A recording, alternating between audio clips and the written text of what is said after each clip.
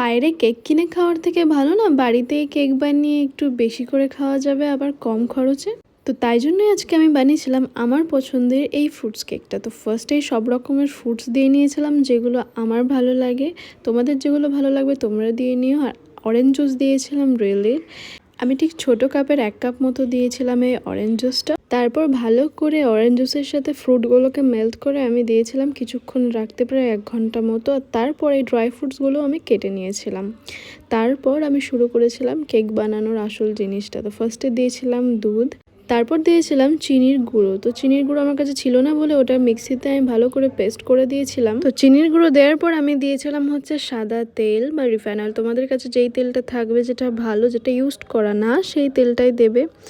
তারপর ভালো করে মেল্ট করে নিয়েছিলাম এটাকে, একদম দুধের সাথে তেলটা ভালো করে গোলানোর পর তারপর দিয়েছিলাম ভ্যানিলা এসেন্স। তোমরা হয়তো জানো এটা দিতে হয়, ফ্লেভারটা ভালো হবে এটার জন্য। তো এটা দেওয়ার পর আবার আমি ভালো করে নাড়িয়ে নিয়েছিলাম যাতে পুরোটা ভালো করে কেকের যে সুন্দর ব্রাউনিশ কালারটা আসে সেটা ঠিক এটার জন্যই আসে, কারণ চিনিটাকে ভালো করে তার উপর নিয়ে একটু ভালো করে মেল্ট করে নিতে হয় যাতে কালারটা খুব ভালো আসে। তার মধ্যে একটু জলও দিয়ে নেবে যাতে চিনির শিরাটা একটু পাতলা হয়। তো তারপর দিয়ে দিয়েছিলাম ময়দা, তারপর দিয়েছিলাম হচ্ছে আমি একটু গুঁড়ো দুধ যাতে ফ্লেভারটা খুব ভালো আসে। তারপর আমি দিয়েছিলাম একটু দারচিনি আর এলাচের গুঁড়ো। আর এদিকে দেখো আমি চিনি যে গরম করেছিলাম তার কালারটা কত সুন্দর চলে এসছে কেকের কালারটা হওয়ার জন্য। আর এদিকে আমার কেকের জন্য যে এটা বানানোর দরকার সেটা খুব ভালো করে হয়ে গেছে। তারপর আমি যে ফ্রুটসগুলো ভিজিয়ে রেখেছিলাম, ড্রাই ফ্রুটসগুলো কেটে রেখেছিলাম, সব ভালো করে মিশিয়ে নেব। তারপর আমি চিনি দিয়ে যেটা বানিয়েছিলাম সেটাও দিলাম, যেহেতু কেকের কালারটাও সুন্দর করতে হবে।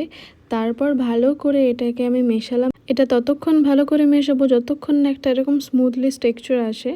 তারপর কেক বানানোর আসল একদম লাস্ট কাজ হচ্ছে একটু বেকিং সোডা আর বেকিং পাউডার দিয়ে মাইক্রোওভেনে দিয়ে দিয়েছিলাম কিছুক্ষণের জন্য। তারপরে সুন্দর তৈরি হয়ে গেছিলো আমাদের এই ফ্রুটস কেক।